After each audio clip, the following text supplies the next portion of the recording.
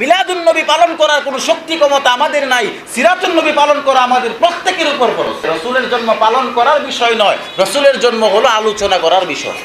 এখন যারা দাবি করে যে আমরা মিলাদ মানি, সিরাত মানি না, এরা ভণ্ড। দুনিয়ার জমিনের মধ্যে এদের মতো দুকাবাজার কেউ নাই, যারা বিশ্ব নবীর মিলাদ নিয়ে পর্যন্ত দুনিয়াতে দুকাবাজি করে। মিলাদুন নবী আর একটা হলো সিরাতুন নবী। আর এই মিলাদুন নবী এবং সিরাতুন নবী নিয়ে আমাদের দেশের মধ্যে কোনো সাধারণ বিষয় না, অনেক সময় ঝগড়াঝাটিও হয়ে যায়। কেউ মিলাদ মানে, কেউ সিরাত মানে না, আর কেউ মিলাদ সিরাত মানে কিন্তু মিলাদ মানে না। কথাটা বুঝতেছেন কিনা? এখানে একটু ফেতনা আছে না? মৌলিকভাবে যদি বিবেচনা করা হয়, মিলাদ এবং সিরাতের মধ্যে কোনো ফেতনা নেই। মিলাদের মধ্যেও কোনো ফেতনা নাই, সিরাতের মধ্যেও কোনো ফেতনা নাই। মিলাদও সত্য, সিরাতও সত্য। মিলাদকেও মানতে হবে, সিরাতকেও মানতে হবে। কথাটা বুঝাইতে পারলাম? যদি দুটোটাই মানতেই হয়, দুটোটার মধ্যে যদি কোনো ঝামেলা নাই থাকে, তাহলে এটা নিয়ে আমাদের এত মারামারি কাটাকাটি করার কি মানে আছে? ইসলামের মধ্যে কিছু বিষয় আছে এরকম, যে সমস্ত বিষয় দলিল ভিত্তিক প্রমাণিত, এগুলা নিয়ে ঝগড়াঝাটি করার কোনো প্রশ্নই আসে না, প্রমাণিত। আর যেই সমস্ত বিষয় প্রমাণিত নয়, সেই সমস্ত বিষয় সম্পর্কে মুহাদ্দিসিনে কেরাম বা মুফাসসিরিনে কেরাম, ফুকাহায়ে কেরাম যারা ছিলেন, তারা আমাদেরকে সমাধান দিয়ে গেছেন। এই সমাধান যদি আমরা অনুসরণ করি, এই সমাধানটাকে যদি আমরা মেনে নিতে পারি, তাহলে আমাদের এই সমাজের মধ্যে সিরাতুন নবী নিয়া, মিলাদুন নবী নিয়া, কিয়াম নিয়া, ওয়াহাবি নিয়া, সুন্নি নিয়া ঝগড়া হবার কোনো কথাই ছিল না। ঝগড়া করার কি মানে আছে? ঝগড়া করার মানে পরিষ্কার বর্ণনা থাকার পরেও ঝগড়া হয়। আপনার একটা জমি, এই জমিটা পরিষ্কার আপনার নামে কাওলা করা, দলিল করা, এরপরেও যদি আপনার চাচার সাথে, আপনার ভাইয়ের সাথে, প্রতিবেশীর সাথে এই জমি নিয়ে ঝগড়া করতে হয়, তার মানে বুঝতে হইব এই দুইজন যে ঝগড়া লাগছে, এর মধ্যে যে কোনো একজন সমাধান তো মানতেছে না, বরং যে কোনো একজন অবৈধভাবে, অন্যায়ভাবে চাপাচাপি করতেছে, যার কারণে ঝগড়া হইতেছে। কথাটা বুঝাইতে পারলাম কিনা? সাফ কাওলা যেখানে জমির আপনার আছে, জমির সাফ কাওলা আছে, সেখানে ঝগড়া হওয়ার কোনো প্রশ্নই নাই। তারপরেও যদি ঝগড়া হয়, তাহলে বুঝতে হবে এই দুইজনের মধ্য থেকে যে কোনো একজন অন্যায়ভাবে চাপাচাপি করতেছে, যার কারণে ঝগড়ার সম্মুখীন হয়েছে। অন্যথায় ঝগড়ার সম্মুখীন হওয়ার কথা ছিল। ঠিক তেমনিভাবে মিলাদুন নবী, সিরাতুন নবী, মিলাদ এবং কিয়াম, এটা পরিষ্কারভাবে বর্ণনা করা আছে, পরিষ্কারভাবে করণীয় কি, বর্জনীয় কি উল্লেখ করা আছে। এরপরেও যদি ঝগড়া হয়, এরপরেও যদি ফিতনা সৃষ্টি হয়, বুঝতে হবে এই ফিতনা সৃষ্টিকারী যারা, এরা অন্যায়ভাবে চাপাচাপির কারণে ফিতনা সৃষ্টি হয়েছে। আমার ফিতনা সৃষ্টির কোনো কারণ নাই তো। হয়তোবা যিনি ঝগড়া করতেছে তার অন্যায়, নয়তো যার সাথে ঝগড়া করতেছে তার অন্যায়। দুইজনের মধ্য থেকে যে কোনো একজনের অন্যায় আছে, না হয় ঝগড়া হওয়ার কথা ছিল না। আর মিলাদুন নবী, সিরাতুন নবী, মিলাদ আর কিয়াম, ওয়াহাবি আর সুন্নি নিয়ে যে ঝগড়াটা হয়, এটা সম্পত্তির ডুবে না। এটা হলো আমি এই দলে আছি, আমার দলের কথাটাই সঠিক, আমি যেই দল মানি এই দলের কথাটাই সঠিক, অন্য কারো দলের কথা, অন্য কোনো দলের কথা আমি গ্রহণ করব না। এটাই হলো তার ভিতরে সমস্যা, আর কোনো সমস্যা নেই। আমারটা সঠিক, আমারটা আমি, আর কোনো সমস্যা নেই। সম্মানিত উপস্থিতি, দুইটা কথা, একটা কথা হলো মিলাদুন নবী, আর একটা কথা হলো সিরাতুন নবী। কয়টা শব্দ? দুইটা। একটা হলো মিলাদুন নবী, আর একটা হলো সিরাতুন নবী। বুঝবেন ভালো করে, দুইটা শব্দের সমন্বয়ে মিলাদুন নবী হয়েছে, দুইটা শব্দের সমন্বয়ে সিরাতুন নবী শব্দটা গঠন হয়েছে। মিলাদুন নবী দুইটা শব্দের সমন্বয়ে, একটা শব্দ হলো মিলাদ, আর একটা শব্দ হলো আন-নাবী। এই মিলাদ আর আন-নাবী দুইটা শব্দ একসাথে হয়েছে মিলাদুন নবী। কথাটা বুঝাইতে পারলাম? মিলাদ শব্দের অর্থ হলো জন্ম, আন-নাবী মানে হলো আমাদের নবী। তাহলে আমাদের নবীর জন্ম, এই কথাটা বুঝতে পারছেন? মিলাদুন নবী শব্দের অর্থ কি? আমাদের নবীর জন্ম। মিলাদ আর নবী দুইটা শব্দের সমন্বয়ে একটা শব্দ গঠিত হয়েছে মিলাদুন নবী। যেমন ভাবে আমরা জানি বিদ্যালয়, একটা শব্দ আছে না, বিদ্যালয়। এই বিদ্যালয় শব্দটা কিন্তু প্রাথমিক বিদ্যালয় ছিল না। প্রথমত বিদ্যালয় শব্দটা ছিল বিদ্যা যুগ আলয়, বিদ্যা যুগ আলয়। এই দুইটা শব্দের সমন্বয়ে সন্ধি করে এই বিদ্যা যুগ আলয়কে বিদ্যালয় বলা হয়। ঠিক তেমনি ভাবে মিলাদ আর নবী দুইটা শব্দের সমন্বয়ে সন্ধি করে, আরবি সন্ধি করে এই মিলাদ আর নবী দুইটা শব্দকে একত্রিত সন্ধির মাধ্যমে মিলাদুন নবী হয়েছে। মিলাদুন নবী মানে কি? নবীজির জন্ম। বুঝতে পারছেন বিষয়টা? এবার আসুন সিরাতুন নবী। সিরাত শব্দের অর্থ হলো জীবন ইতিহাস বা জীবনী। সিরাত শব্দের অর্থ কি? পারিভাষিক সংজ্ঞায় জীবন ইতিহাস বা জীবনী বলতে পারেন। আন্নাবী মানে আমাদের নবী, তাহলে সিরাত মানে হলো জীবন ইতিহাস, আন্নাবী মানে আমাদের নবী। তার মানে এখানে সিরাতুন নবী শব্দের অর্থ উঠতেছে আমাদের নবীর জীবন ইতিহাস। এই কথাটা বুঝাইতে পারলাম না? মিলাদুন নবী মানে হলো আমাদের নবীর জন্ম, সিরাতুন নবী মানে হলো আমাদের নবীর জীবন ইতিহাস। কথাটা বুঝাইতে পারলাম? এখানে দুইটা বিষয়। আন্নাবী শব্দটা দুইভাবে ব্যবহৃত হয়, একটা হলো শুধু নবী আর একটা হলো আন্নাবী। আন্নাবী মানে নির্দিষ্ট করে দেওয়া, নির্দিষ্ট করে দেওয়া যে উনি নবী। আন্নাবী মানে তো একজন। আর নবী বলতে আদম আলাইহিস সালাম থেকে নিয়ে আমাদের নবী পর্যন্ত যত নবী দুনিয়াতে আসছে সমস্ত নবীদেরকে বোঝায় নবী, শুধু নবী বলতে। আর আন্নাবী মানে আলিফ লাম সংযুক্ত করে দেওয়াতে শুধুমাত্র একজন নবীকে বোঝায়, তিনি হলেন আমাদের নবী মুহাম্মদ রাসূলুল্লাহ সাল্লাল্লাহু আলাইহি ওয়াসাল্লাম। তাহলে মিলাদুন নবী শব্দের অর্থ কি? আমাদের নবীর জন্ম। আবার বলেন, সবাই বলেন, মিলাদুন নবী শব্দের অর্থ কি? আবার বলেন, আমাদের নবীর জন্ম। মিলাদুন নবী মানে কি? আমাদের নবীর জন্ম। সিরাত শব্দের অর্থ হলো জীবন ইতিহাস, আন্নাবী মানে আমাদের নবী। তার মানে দুইটা শব্দের সমন্বয়ে অর্থ উঠবে একসাথে আমাদের নবীর জীবন ইতিহাস। বলেন কি? আমাদের নবীর, আবার বলেন, আমাদের নবীর জীবন ইতিহাস। দুইটা শব্দ, মিলাদুন নবী, সিরাতুন নবী, দুটোটা শব্দের অর্থ আমরা জেনে নিলাম। মিলাদুন নবী অর্থ হলো আমাদের নবীর জন্ম, সিরাতুন নবী শব্দের অর্থ হলো আমাদের নবীর জীবন ইতিহাস। এখন আপনাদের কাছে আমার প্রশ্ন হলো, কেউ যদি নবীর মিলাদুন নবীকে না মানে তাহলে সে জন্মই মানলো না, তাহলে জীবন ইতিহাস পাইব কোথায়? কেউ যদি বলে যে আমি মিলাদুন নবী মানি না, সিরাতুন নবী মানি, জন্ম নাই যার, তার ইতিহাস আসবে কোত্থেকে? জন্ম হওয়ার পরে তো ইতিহাস, জন্ম হওয়ার পরে তো ইতিহাস। সূচনাই যার নাই, তার ইতিহাস আর জীবনী লেখা হবে কোত্থেকে? ইতিহাসও লেখা হবে না, জীবনীও না। জন্ম নাই যার, অস্তিত্বই নাই তার। কেউ যদি মিলাদুন নবীকে অস্বীকার করে, মিলাদুন নবীকে না মানে, তাহলে সে তার নবীর জন্মকে অস্বীকার করলো। নবীর জন্ম অস্বীকার করা, মেনে না নেওয়া মানে নবীর ইতিহাস বলতে কিছু নেই। কথাটা বুঝাইতে পারলাম কিনা আপনাদের? আরে ভাই, একজন মানুষের জীবনী যদি আমি লিখি বা আপনি যদি একজন মানুষের জীবনী লেখেন, তাহলে জীবনীটা লিখতে গেলেই প্রথমে আপনি লিখবেন তার জন্ম কত তারিখ, কত সালে, কি বা কোথায়, কখন, কিভাবে তার জন্ম হয়েছে। জন্ম দিয়েই কিন্তু তার জীবনী শুরু হয়। কথাটা বুঝাইতে পারলাম কিনা? তার মানে বোঝা গেল মিলাদুন নবীকেও মানতে হবে, মিলাদুন নবীকে অস্বীকার করা যাবে না। কোনো মানুষ যদি মিলাদুন নবী না মানে, তাহলে সে রসুলের জন্মটাকে অস্বীকার করলো, রসুলের জন্মটাকেই মানলো না। রসুলের জন্মই যদি না হয়ে থাকে, তাহলে তো কোরআন আমাদের কাছে আসার কথা ছিল না। রসুলের জন্মই যদি না হয়ে থাকে, নামাজ আমাদের কাছে আসার কথা ছিল না। রসুলের জন্ম আছে বলেই রসুলের সিরাত জীবন ইতিহাস আছে। জন্ম যদি না থাকতো, রসুলের সিরাত জীবন ইতিহাস থাকতো। কথাটা ক্লিয়ার হয়েছে? তাহলে বোঝা গেল মিলাদুন নবীকেও মানতে হবে, মিলাদুন নবীকে অস্বীকার করা যাবে না। আরেকটা হলো সিরাতুন নবী। সিরাতুন নবী হলো জীবন ইতিহাস। একজন মানুষ দুনিয়ার জমিনে আসার পরে তার মিলাদ হয়ে গেল, একটা শিশু বাচ্চা জন্মগ্রহণ করলো, বাস তার মিলাদ হয়ে গেল। মিলাদ হয়ে গেল না, জন্ম হয়ে গেল। জন্ম হওয়ার 5 মিনিট, 10 মিনিট, 20 মিনিট পরেও তো অনেক সময় মারা যায়, যায় কি যায় না? মারা যায়। মারা যাওয়ার পরে এই যেই ছেলেটা 20 মিনিট আগে জন্মগ্রহণ করলো, তার মিলাদ হয়ে গেল, কিন্তু তার কি সিরাত হয়েছে? এই কথা বুঝতেছেন? সিরাত হয়েছে? জীবন ইতিহাস লেখার কোনো সুযোগ আছে? সিরাত নাই। রসুল আরবি সাল্লাল্লাহু আলাইহি ওয়াসাল্লামের মিলাদ হয়েছে যেমন সত্য, 63 বছরের পুরা জীবনীটাই হলো সিরাতুন নবী, এটাও সত্য। তার মানে মিলাদুন নবীও মানতে হবে, সিরাতুন নবীকেও মানতে হবে।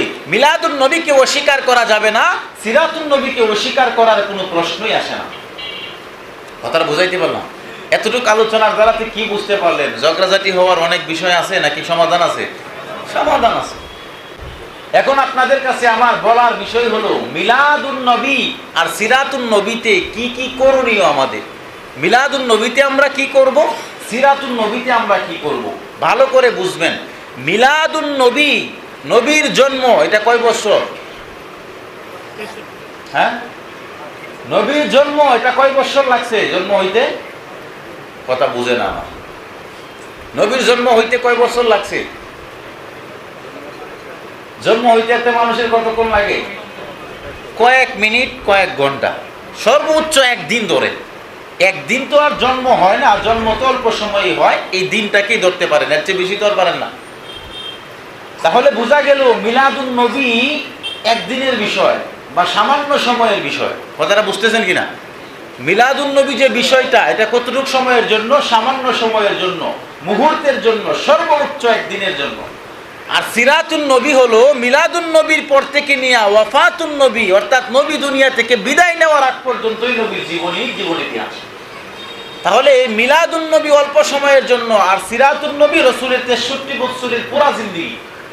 কথাটা ক্লিয়ার হয়েছে? মিলাদুন নবী কয় বছরের জন্য? একদিন বা সামান্য সময়, মুহূর্তের জন্য। আর সিরাতুন নবী রাসূলের পুরা হায়াতের 63 বছর জিন্দেগি, অর্থাৎ মিলাদুন নবীর পর থেকে নিয়ে ওয়াফাতুন নবী পর্যন্তই হলো রাসূলের সিরাতুন নবী। মিলাদুন নবী জন্মের পর থেকে নিয়ে, নবীর জন্মের পর থেকে নিয়ে নবীর মৃত্যুর আগ পর্যন্ত যেই জীবনটা, পুরা জীবনটাকেই সিরাতুন নবী বলা হয়। কথাটা বুঝাইতে পারলাম কিনা? তাহলে আমাদের এতটুকু আলোচনার দ্বারাতে আরেকটা বিষয় ক্লিয়ার হলো যে রাসূলের মিলাদুন নবী অবস্থানটা বা মিলাদুন নবীটা হলো সামান্য সময়ের জন্য, আর সিরাতুন নবীটা হলো পুরা 63 বছরের জিন্দেগি। এখন আসুন আরেকটু বিষয় বলি।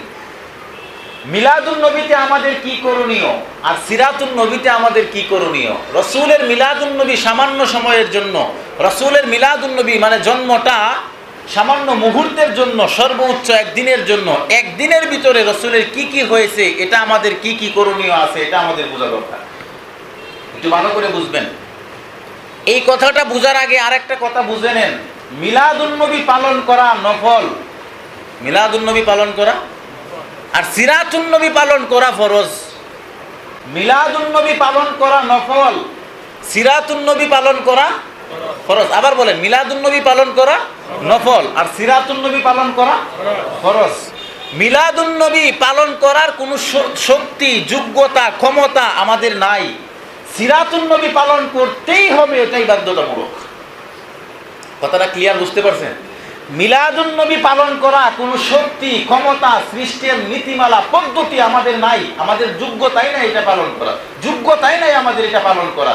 আমাদের কেন, আদম আলাইহিস সালাম থেকে নিয়ে আমাদের নবী বাদ দিয়ে পৃথিবীর জমিনে যত মানুষ আসছে, কোনো মানুষের ক্ষমতা নাই নবীর মিলাদুন নবী পালন করা। কোনো মানুষের ক্ষমতা নাই, শক্তি নাই। যদি বলে যে আমি মিলাদুন নবী পালন করি, বুঝবেন মিথ্যাবাদী, ধোঁকাবাজ। এর মতো ধোঁকাবাজ আসমানের নিচে জমিনের উপরে কেউ নাই। যেই ব্যক্তি নবীর মিলাদুন নবী পালন করতে বলে যে আমি মিলাদুন নবী পালন করি, আর সবচেয়ে বড় ধোঁকাবাজ। ধোঁকাবাজ মুসলমান হতে পারে না। কোনো মুসলমানের, কোনো মানুষের শক্তিই নাই মিলাদুন নবী পালন করার, ক্ষমতাই নেই পালন করার। আপনার ক্ষমতা আছে প্রধানমন্ত্রী হওয়ার, তাহলে আপনি যদি বলেন আমি প্রধানমন্ত্রীর কাজ করি, মিথ্যাবাজ, ধোঁকাবাজ। আপনার মতো ধোঁকাবাজ দুনিয়াতে নাই। কারণ এই শক্তিই নাই, ক্ষমতাই নাই আপনার। এটা যে পালন করবেন সিস্টেমটাই আপনার জানা নাই। আর সিস্টেম জানা থাকলেও সম্ভব না এটা পালন করা। তার কারণ আমাদের এই আসমানের নিচে জমিনের উপরে সকলের জন্ম যেমন তেমন, আমাদের নবীর জন্মটা যেমন ভাবে হয়েছে, পৃথিবীর ইতিহাসে আর কোনো মানুষের জন্ম এমন ভাবে হয়নি। নবীর মিলাদুন নবী যদি পালন করার সিস্টেম থাকতো, আবু বকর সবার আগে পালন করতো। এই কথা বুঝাইতে পারলাম কিনা? নবীর মিলাদুন নবী পালন করার জন্য কোনো ক্ষমতা থাকতো, সিস্টেম থাকতো, আবু বকর, আলী, উসমান রাদিয়াল্লাহু তাআলা, সাহাবায়ে কেরাম যারা ছিল তারা সর্বপ্রথম পালন করত। তারা পালন করে নাই, এই তাবেঈনরাও পালন করে নাই, সাহাবায়ে কেরাম পালন করে নাই। তুমি মিলাদুন নবী পালন করো কেমনে? কোথায় পাইছো? সিস্টেমটা কোথায় পাইছো? এটা বলো। রাসূল আরবি সাল্লাল্লাহু আলাইহি ওয়াসাল্লামের মিলাদুন নবী পালন করার কোনো শক্তি, ক্ষমতাই নাই আমাদের। বলবেন হুজুর এত বড় কথা কেমনে? একটু বুঝেন। রাসূল সাল্লাল্লাহু আলাইহি ওয়াসাল্লাম দুনিয়ার জমিনে যখন আসলেন, দুনিয়ার জমিনে আসার সাথে সাথেই রাসূল সাল্লাল্লাহু আলাইহি ওয়াসাল্লাম শুকরিয়াতান একটা দোয়া পাঠ করেছিলেন। কি পাঠ করেছিলেন? পৃথিবীর ইতিহাসে আরো কোনো জীবনীর মধ্যে, আরো কোনো ব্যক্তির জীবনীতে দেখছেন লেখা আছে যে জন্মগ্রহণ করার সাথে সাথে এই দোয়া পাঠ করছে? আপনি পারবেন? আমি পারবো? আমার ছেলে পারবে? আমার নাতি যে হবে মেয়ের ঘর থেকে পারবে? তাহলে রাসূলের মিলাদুন নবী আপনি কেমনে পালন করবেন? এই শক্তি তো আপনার নাই যে জন্মের পরে সাথে সাথে কোনো দোয়া পাঠ করা। কথাটা বুঝতেছে না? রাসূল সাল্লাল্লাহু আলাইহি ওয়াসাল্লাম দুনিয়াতে মা আমিনার গর্ভ থেকে যখন দুনিয়াতে আসলেন, আসার সময় রসুলের খতনা করানো ছিল, মুসলমানি করানো ছিল। পৃথিবীর ইতিহাসে কয়টা সন্তান খতনা করা অবস্থায় দুনিয়াতে আসছে বলেন? তাহলে মিলাদুন নবী আপনি কেমনে পালন করলেন? যদি পালনই করতে হয় তাহলে তো আপনাকেও খতনা করানো অবস্থায় দুনিয়াতে আসা উচিত ছিল। যদি মিলাদুন নবী পালন করতে হয় আপনার নাতিরও দুনিয়াতে খতনা করা অবস্থায় দুনিয়াতে আসা উচিত ছিল। যদি মিলাদুন নবী আপনার পালন করতে হয় তাহলে আপনার এই যে সন্তান সন্ততি যারা আছে তাদেরও খতনা করানো অবস্থায় দুনিয়াতে আসা উচিত ছিল। তাহলে বোঝা গেল নবীকে আপনি অনুসরণ করেছেন, তাহলে বোঝা গেল নবীকে আপনি পালন করেছেন, মিলাদুন নবী পালন করেছেন। অন্যথায় যদি আপনি নিজেকে মিলাদুন নবী পালন করেনেওয়ালা ব্যক্তি বলে দাবি করেন, আপনার মতো ধোঁকাবাজ দুনিয়াতে আর কেউ নাই। আমরা নবীর সিরাত পালন করি, রসুল আসারের সময় নামাজ পড়ছি না, আমরাও নামাজ পড়ি, এই কথা বুঝতেছেন? আমরা নবীর সিরাত পালন করি, রসুল ফজরের সময় নামাজ পড়ছে, আমরাও ফজরের সময় নামাজ পড়ি।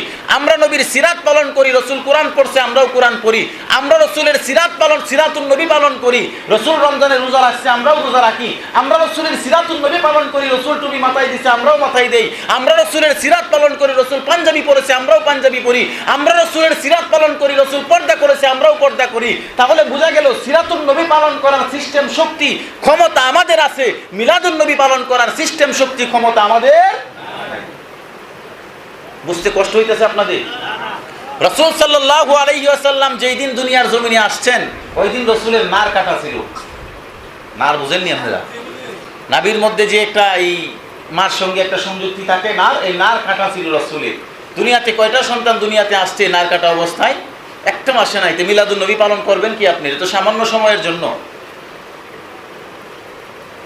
কেমনে পালন করবেন মিলাদুন নবী? মিলাদুন নবী পালন করার বিষয় নয়, মিলাদুন নবী আলোচনার বিষয়।